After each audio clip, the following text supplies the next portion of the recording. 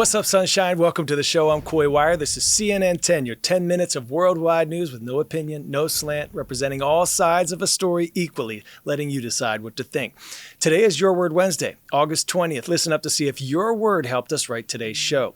We start with some big developments in the push for peace in Ukraine. U.S. President Donald Trump says he is arranging a meeting between Ukrainian President Vladimir Zelensky and Russian President Vladimir Putin.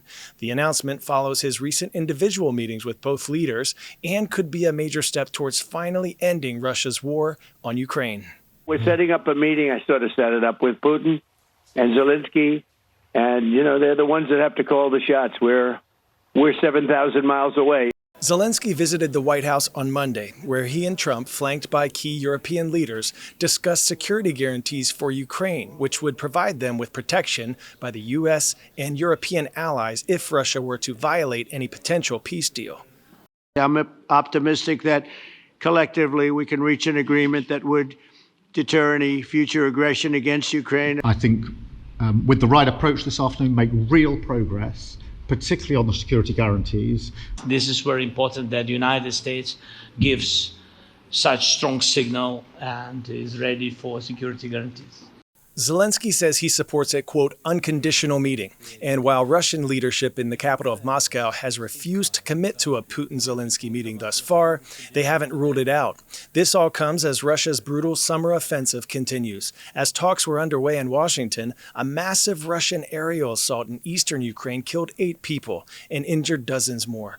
Despite that, residents in the Ukrainian capital of Kyiv are cautiously optimistic that real progress could finally be in sight.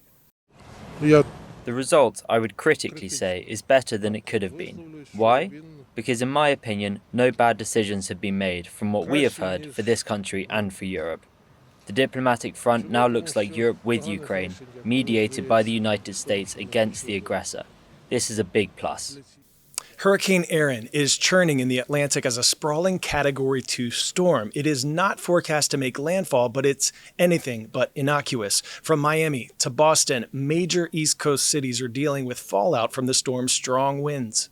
You're allowed on the beach, but you will not be allowed in the water because we have treacherous conditions going on right now.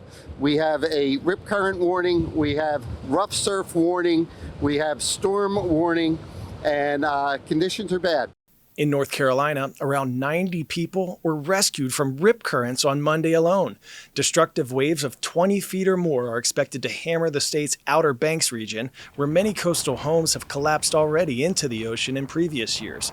So, if any of you will be near the beach soon, please exercise extreme caution. Officials warn that even with a picture-perfect weather forecast, ocean conditions could be deadly. With Hurricane Erin's impacts being felt all along the East Coast, let's take a quick beat to learn about what we can do if we ever find ourselves in a riptide. Riptides are powerful currents that flow away from the shore like rivers, pulling swimmers farther out to sea than they intended. If you ever find yourself stuck in a riptide, the key is to remain calm. Do not try to swim against the current. Instead, calmly swim parallel to the shore, and when you feel that you've escaped that outward flowing current, calmly swim back to the shore at an angle.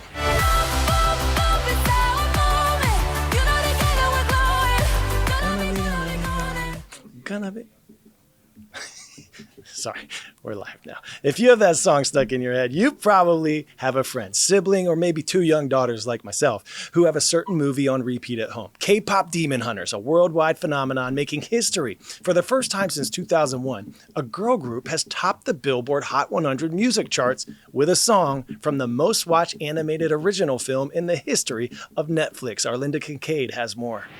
From your TV screen to the top of the music charts, the film K-Pop Demon Hunters isn't just breaking viewership records, it's redefining what an animated film can do. They're stealing the souls of our fans? It's got K-pop, it's got demons, and it's got 158 million views and counting. That makes it the most watched animated original film in Netflix history. It's been a streaming phenomenon where people are watching the movie, they are spreading it through word of mouth. So people have really united around this movie and its music. The film follows the Huntrix, a girl group by day, demon hunters by night, as they battle supernatural threats while topping the K-pop charts.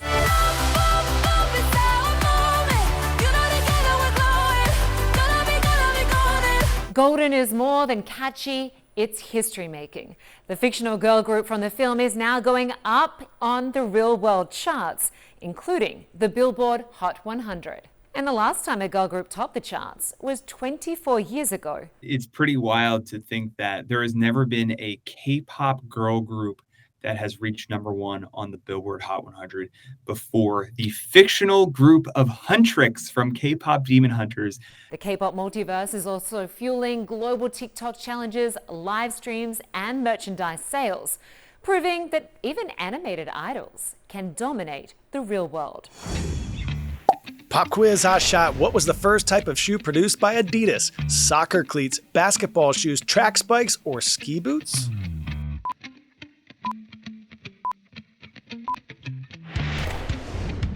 Track's what I'm talking about. The company's first shoes were track spikes. Adidas gained international recognition after gold medalist Jesse Owens wore their shoes at the 1936 Berlin Olympics. Now to an American fashion designer who's under some criticism for cultural appropriation after a new shoe release by Adidas. Cultural appropriation is defined as the act of taking or using things from a culture that is not your own, especially without showing that you understand or respect that culture. Members of the group sometimes feel exploited or even disrespected. The new Adidas slip-on shoe resembles a Mexican huarache, a traditional sandal made by artisans in Oaxaca, Mexico. The designer said he wanted to honor Mexican-American culture, but Mexico's President Claudia Sheinbaum argues that indigenous communities should be reimbursed for their intellectual property. CNN's Valeria Leon explores what makes these shoes a unique point of cultural heritage. Listen.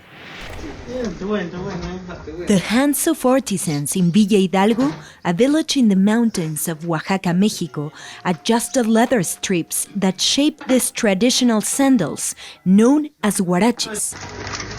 They're made, among others, in Raimundo's workshop, who claims his technique is an old one handed down over generations. The traditional indigenous sandals style was replicated by designer Willy Chavarria and sold by the Adidas brand under the name Oaxaca Slip-On.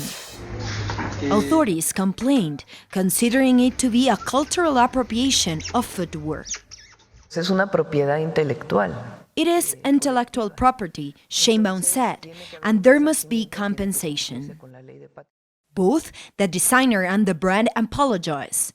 In his statement, the designer explained that his intention was to honor the culture and art of Oaxaca. It's a great achievement to have helped the company and the designer recognize their mistake and assume responsibility. But this is not the first time a brand has committed an act of cultural appropriation. Authorities of Villa Hidalgo are seeking to establish a handicrafts registry that protects the original designs. Mexico also has a legislation that punishes brands that use indigenous designs without authorization.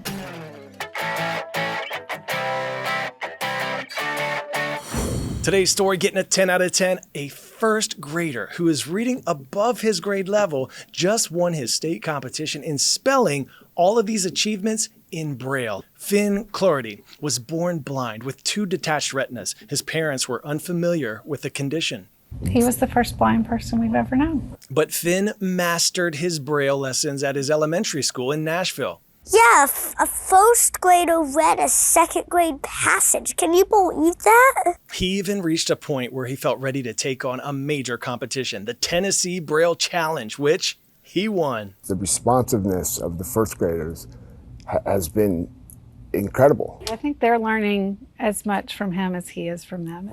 All right, superstars, did you catch today's Your Word Wednesday? Congrats to Miss Stock's Savvy Civics class at Beachside Montessori Village in Hollywood, Florida for submitting innocuous, an adjective that means not harmful or offensive. Now, we have some shout outs today. And the first one is a cool one. This is going to SDA Middle School in Syracuse, Nebraska. Thank you so much for this art. The secret of getting ahead is getting started, by Mark Twain. There's all kinds of great quotes on here, and you know I love some inspiration and motivation. Thank you for making us part of your day. And from our YouTube channel, Coach Claraday at Lee Academy in Marianna, Arkansas, rise up. Hope you have an awesome day, everyone. We'll see you right back here tomorrow, and we'll do it again. I'm Coy Wire, and we are CNN 10.